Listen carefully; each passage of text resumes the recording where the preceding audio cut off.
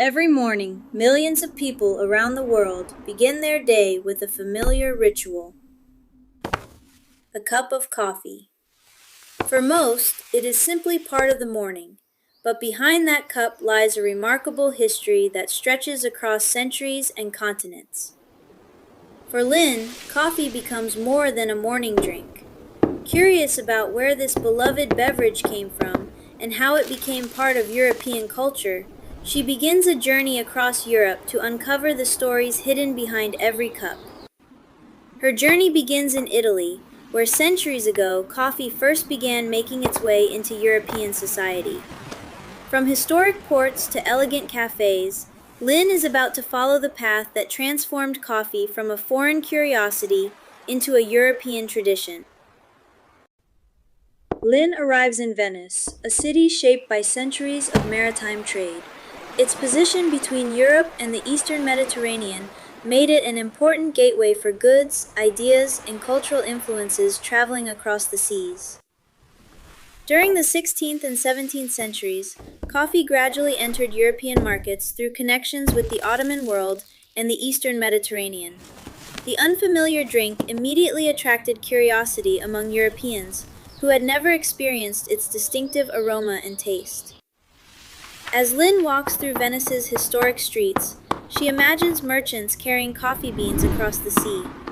What began as a drink from distant lands was slowly becoming something much more important, a new part of European social and cultural life. Inside a traditional Venetian cafe, Lynn discovers that coffee houses were never simply places to drink. They became gathering places where people from different backgrounds could meet, talk, exchange information, and share ideas. Merchants discussed business, writers exchanged ideas, intellectuals debated philosophy, and ordinary people followed the news of the day. A small cup of coffee had created a new environment for conversation and connection. The popularity of coffee houses continued to spread throughout Europe. Lynn realizes that coffee was beginning to influence society in ways that went far beyond taste. It was becoming part of how Europeans communicated, socialized, and exchanged knowledge. Lynn's next destination is London, where coffee houses became an important part of 17th century urban life. The city was growing rapidly, and people were searching for new places to conduct business and exchange information. Different coffee houses attracted different communities. Merchants gathered to discuss trade, writers exchanged ideas, and businessmen shared information about shipping and finance. Coffee houses became places where knowledge moved quickly from one person to another. Watching the activity around her, Lynn realizes that coffee was doing something remarkable.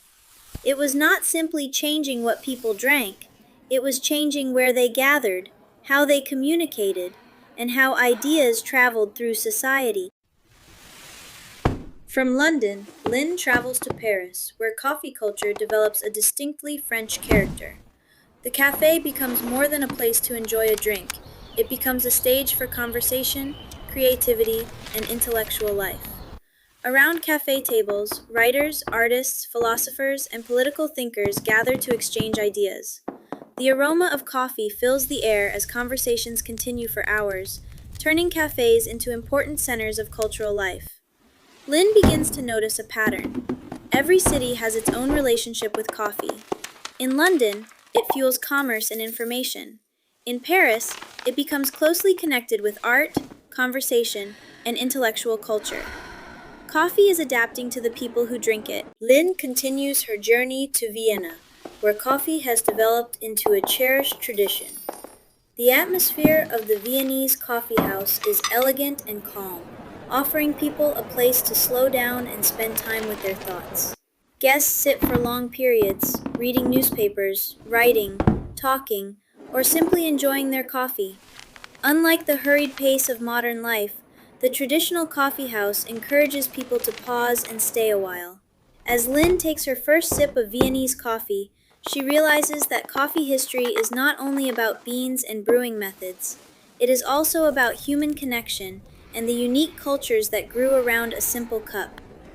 But Lynn's research takes her beyond the beautiful cafes of Europe.